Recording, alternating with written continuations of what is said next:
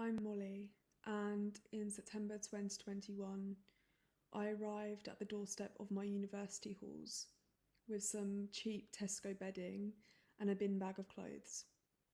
No car, no parents helping me move in, just me, wide eyed, nervous, and completely unsure of what I was walking myself into. I was estranged and a first generation student. That meant no contact with my family and being the first ever in my family to go to university. Two things that sound pretty powerful on paper, but in reality were really isolating.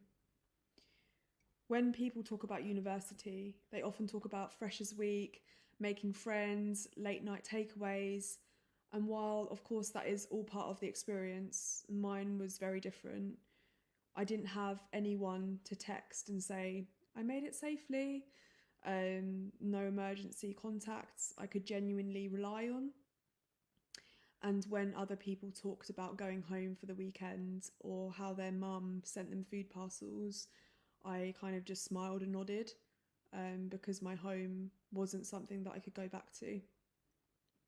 Being estranged meant learning to be fiercely independent and faster than most.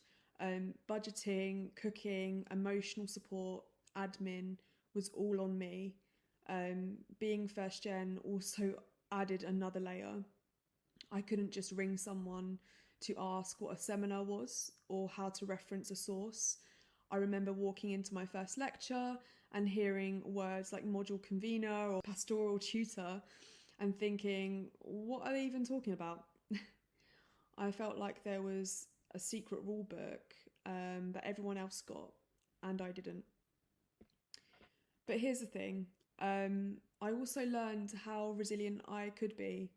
I found small communities that made a huge difference, staff who noticed I was struggling, friends who offered me a seat at their family dinner table during the holidays, student services that didn't just throw leaflets at me, but actually sat me down and asked, how can we really help you? I slowly built a version of support that looked different from everyone else's, but it was mine. And a first generation student can come with so much quiet shame.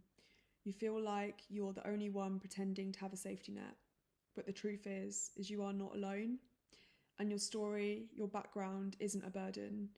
It's a kind of quiet strength that not everyone understands, but it's real and it does matter. I used to hide my story because I thought it made me less. Now I know it makes me more resourceful, more empathetic, more determined. If you're watching this and any part of it resonates, please know that you do belong here. Your journey might look different from others, but it's no less real or no less valid.